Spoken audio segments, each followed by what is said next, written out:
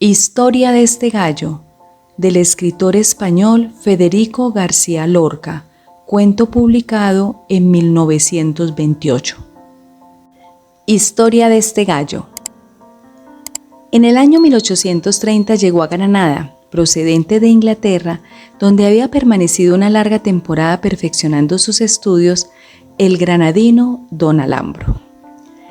En Londres había sorprendido de lejos la belleza de su ciudad natal y llegaba deseoso de observarla hasta en sus más íntimos detalles. Se instaló en un pequeño cuarto lleno de relojes de bolsillo y daba largos paseos, de los cuales volvía con el traje florecido de ese verde musgo melancólico que la Alhambra pone en los aires y en los tejados. Su granadinismo era tan agudo que masticaba constantemente hojas de arrayán y veía de noche el gran fulgor histórico que Granada envía a todas las demás ciudades de la tierra.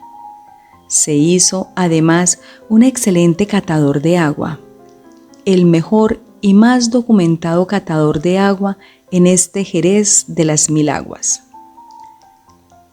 Hablaba del agua que sabe a violetas, del agua que sabe a reina mora, de la que tiene gusto de mármol y del agua barroca de las colinas, que deja un recuerdo a clavos de metal y aguardiente.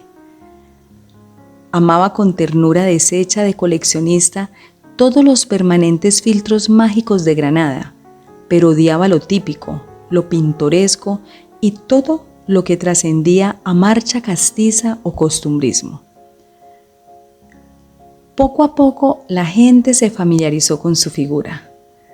Los enemigos decían que estaba loco y que era aficionado a los gatos y a los mapas. Sus amigos, para defenderlo en esta rara sede de los avaros, afirmaban que don Alambro tenía guardadas 40 onzas de oro dentro de un calcetín de seda. Era hombre de corazón panorámico y prudencia económica. Por su levita azul bogaba una etiqueta de cartulina que llevaba su nombre escrito en inglés. Granada era en aquella época una gran ciudad legendaria, ese poema realizado que odia secretamente todo poeta verdadero. Frescas guirnaldas de rosas y moreras ceñían sus muros. La catedral volvía su grupa redonda y avanzaba como un centauro entre los tejados llenos de sueños y verdes vidrios. A la medianoche, sobre las barandillas y los aleros, candiles y gatos en vilo protestaban de la perfección de los estanques. En la tienda de los limones, todos los dependientes se pintaban exquisitamente el rostro de amarillo para atender a la clientela. Pasaban cosas realmente extraordinarias. 2 niños de mármol fueron rotos a martillazos por el alcalde mayor porque pedían limosna con las manecitas llenas de rocío. Era entonces Granada, como era siempre, la ciudad menos pictórica del mundo. Don Alambro la veía dormir desde la silla del moro y se daba cuenta de que la ciudad necesitaba salir del letargo en que estaba sumergida. Se daba cuenta de que un grito nuevo debía sonar sobre los corazones y las calles. Una noche de junio, preocupado con esa idea, se durmió en el fondo rizado de un interminable film de brisa que la ventana proyectaba sobre su cabeza. Su sueño estaba lleno de yemas de coco y botellas de un raro whisky marca Machaquito, de arco de herradura y de grandes páginas escritas en inglés, en las cuales brillaba con fulgor de oro la palabra Spain. ¿Qué hacer, Dios mío, para sacudir a Granada del sopor mágico en que vive? Granada debe tener movimiento, debe ser como una campanilla en manos del charlatán. Es necesario que vibre y se reconstruya, pero ¿cómo? ¿De qué manera? En este momento, los 40 Carlos III de las onzas, en 40 planos diferentes, rodearon a don Alambro con el ritmo y la locura de los espejos rotos. Vi, funda un periódico. Balaban aristocráticamente los borregos magníficos del perfil de Carlos. Funda un periódico, Vi. Nuestro amigo se despertó súbitamente lleno de frío y de alegría. Le quedaba entre los dientes el retintín de oro y lanas episcopales del sueño que se iba alejando por sus ojos, lleno de serpentina y caballeros de Francia, del sueño que huía con su morral de anémonas por los cristales de las claraboyas. Un gallo cantó, y otro cantó, y otro, y otro. Los cantos enardecidos y rizados hasta la punta ponían banderillas de lujo en el manso corazón de don Alambro. Y se decidió a fundar una revista. Primero tuvo la momentánea aparición de San Gabriel, arcángel de la propaganda, rodeado de gallos encantadores. Un segundo más tarde surgió ante sus ojos un gallo único que repetía de muchas maneras el nombre de Granada. Ya está. El lema será un gallo. Con este pensamiento se puso a buscar un gallo vivo para que sirviera de modelo al artista que había de interpretarlo, porque don Alambro fue siempre de un perfecto naturalismo. Y qué gran casualidad. En aquellos días una cruenta epidemia diezmaba a los gallos de la ciudad de Granada. Morían a centenares. Se les ponía la cresta color aceituna y el plumaje se les transformaba en una masa casi invisible que les daba un tinte de aves del desierto, de criaturas de ceniza. Daba pena las madrugadas asomarse a las torres. Se veían apagarse lentamente los kikirikís, con la misma liturgia que las velas en el tenebrario durante las tinieblas del jueves de pasión. Desde la torre de la vela se podía ver perfectamente el mapa de agudos y rumores de alas de las agonías de los gallos. Nunca se ha conocido epidemia tan inquietante. Don Alambro recorría las casas lleno de angustia. Solo encontraba plumas descoloridas y puertas abiertas. En algunos sitios le decían tristemente: «Ya nos lo hemos comido». Y veía flotar en los ojos del que hablaba una cresta diminuta perteneciente ya, por su delicadeza, a la escala de las orquídeas. Pero a pesar de todo, aunque hubiese habido gallos a millares, la búsqueda y esfuerzo de don Alambro hubieran sido estériles. Recién llegado a la ciudad, el millonario Monsieur Mirmans compraba a excelente precio todos los gallos existentes, porque tenía el sibaritismo de comer grandes platos de crestas crudas con un tenedor cuajado de esmeraldas y sentado en una silla de oro macizo. Ya no le quedaba a nuestro héroe otro recurso que robar un gallo del jardín de este insigne coleccionista. Y así lo hizo. Una noche, cuando el reloj daba con generosidad todas las campanadas que tiene, saltó la verja del parque y se internó por las avenidas. Los jardines de los mártires estaban llenos de gallos. Era un paraíso terrenal de Bruegel donde resaltaba la única gloria de estas aves cantarinas. Por los cedros, cipreses y rosales asomaban alas de bronce, alas negras, alas empavonadas, vivos puños de bastón o cabezas de pipa.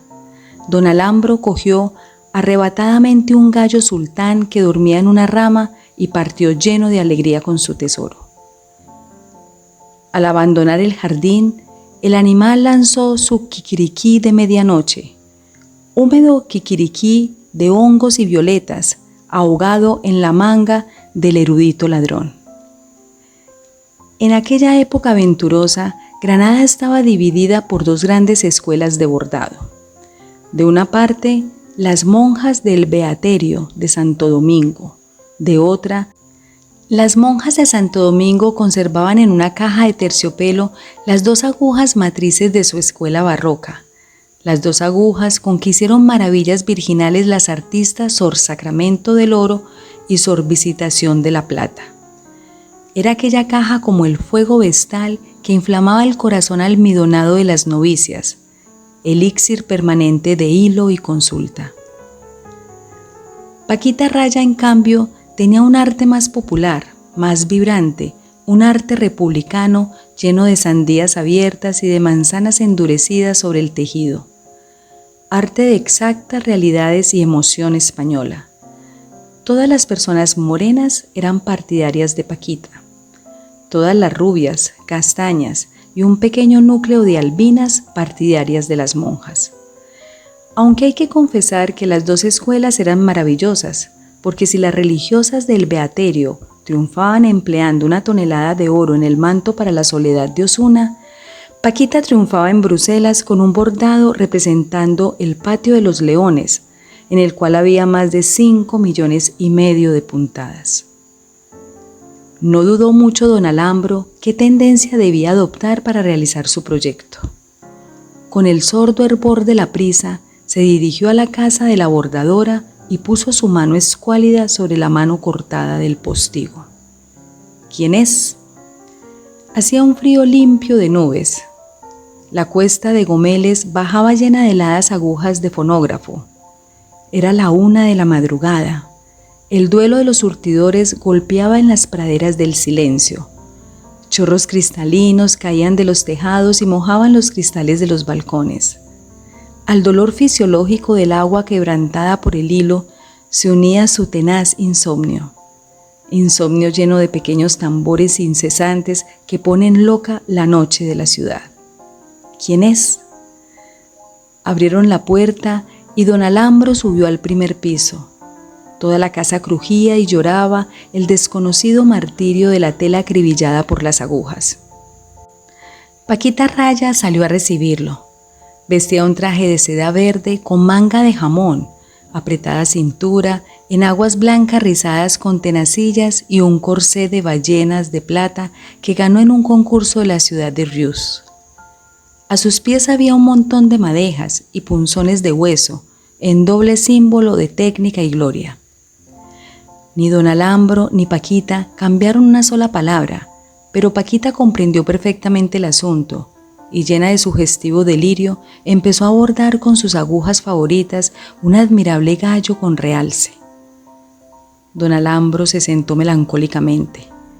El gallo vivo, que tenía fuertemente sujeto por las patas, daba grandes aletazos en el silencio, porque sentía como Paquita le iba quitando el espíritu cruelmente a punta de aguja. Pasó 1 mes, y 1 año, y 10 años. Pasaba el témpano de la Navidad y el arco de cartón del Corpus Christi. No pudo el melancólico don Alambro fundar su periódico. Fue una lástima. Pero en Granada el día no tiene más que 1 hora inmensa, y esa hora se emplea en beber agua, girar sobre el eje del bastón y mirar el paisaje. No tuvo materialmente tiempo. La reacción y suma de esfuerzos no se realiza en esta tierra extraordinaria. 2 y 2 no son nunca 4 en Granada. Son 2 y 2 siempre, sin que logren fundirse jamás. Los últimos días de su vida ya no salía a la calle. Se pasaba las horas muertas ante un plano de la ciudad, soñando verla surgir con acento propio en el mapamundi. Su gallo estaba enfrente de la mesa del despacho, un poco desesperado y con vocación decidida de gallo de veleta. Y así, en una constante aspiración de disentir de sus paisanos, pero sin expresarlo en letras de molde, llegó al filo del aljibe donde había de probar su última agua sin explicación ni honda. Pero qué largo fue su martirio, un martirio de largo metraje. Granada se rompía en 1000 pedazos ante sus ojos, un poco anisados por la edad. Ya en tiempos del alcalde don Adolfo Contreras y Ponce de León, había visto quemar en la Plaza Nueva a la última ninfa capturada en los bosques de la Colina Roja. Cantaba como una codorniz y tenía los cabellos de cuerdas de guitarra. Durante varios días estuvo el suelo cubierto de violetas, donde se hundían los pies como en los confetis después de haberse acabado el carnaval. La misma mañana que se aprobó el proyecto de abrir la Gran Vía, que tanto ha contribuido a deformar el carácter de los actuales granadinos, murió don Alambro. 4 cirios. Nadie en su entierro. Sí, las golondrinas. Una pena. Después del entierro, el gallo se fue por la ventana y se lanzó al peligro de la calle y a la mala vida. Llegó a pedir limosnita a los ingleses en la Puerta del Vino y se hizo amigo de 2 enanos que tocaban la flauta y vendían toros de dulce. Un verdadero golfo. Luego desapareció.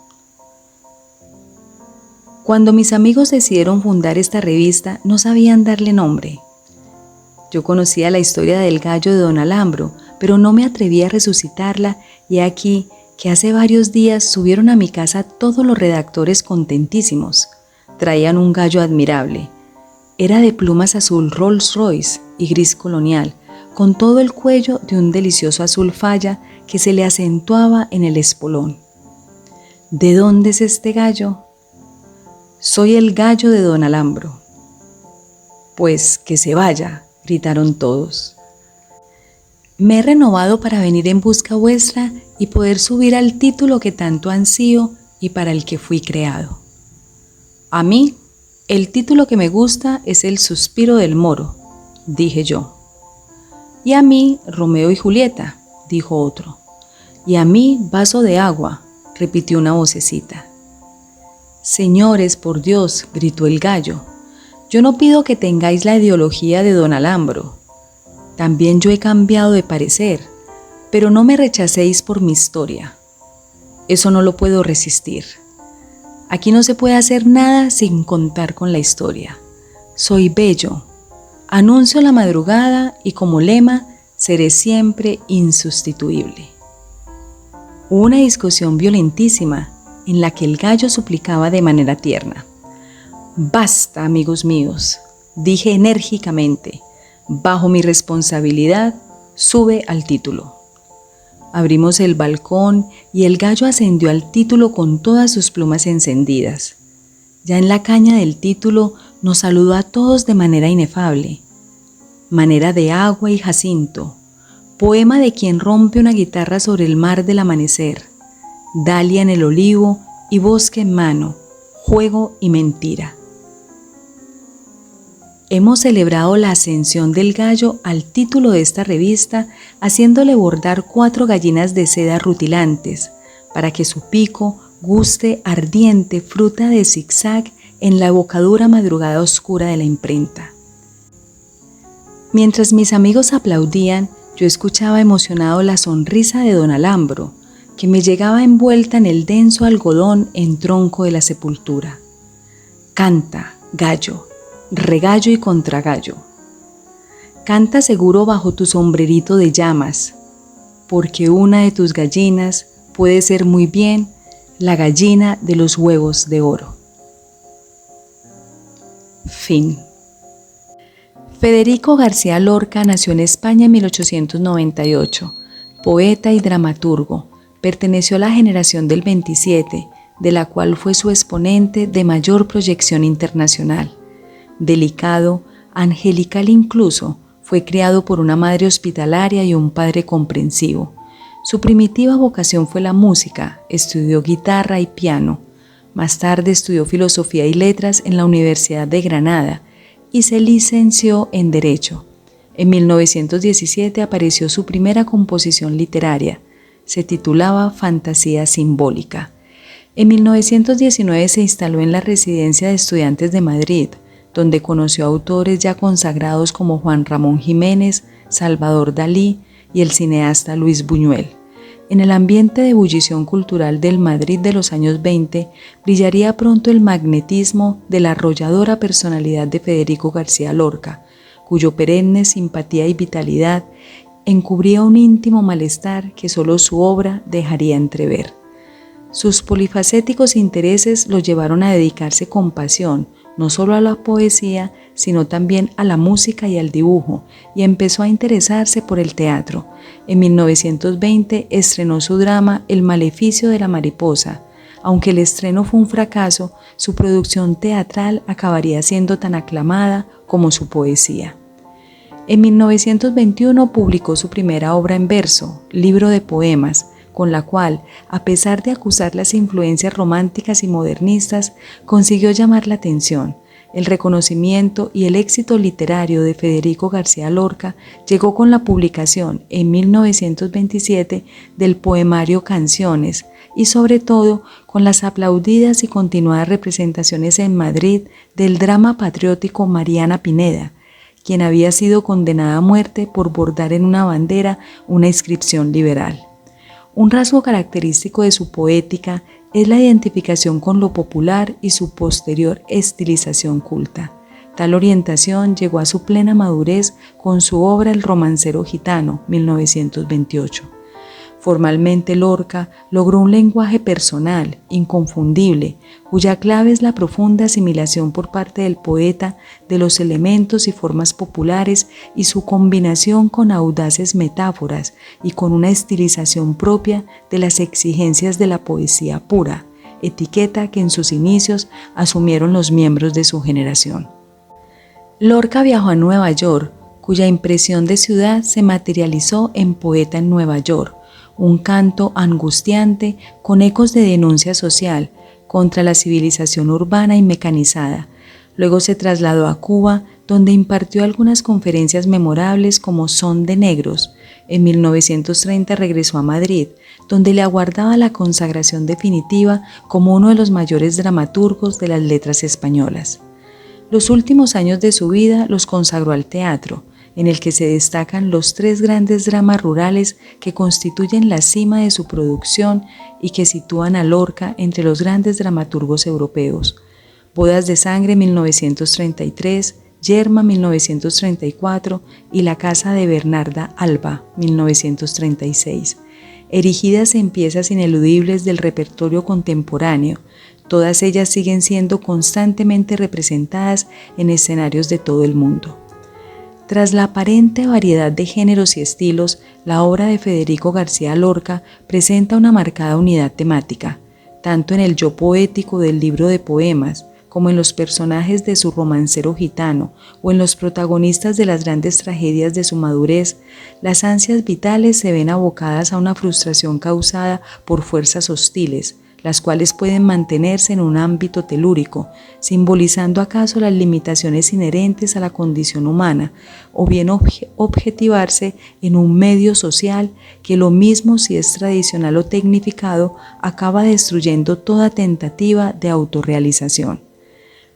Tal temática explica el alcance universal de una producción por lo demás firmemente enraizada en la tradición y el folclore español y andaluz, pero no el insoslayable dramatismo y la inexplicable fascinación que siguen suscitando sus mejores textos.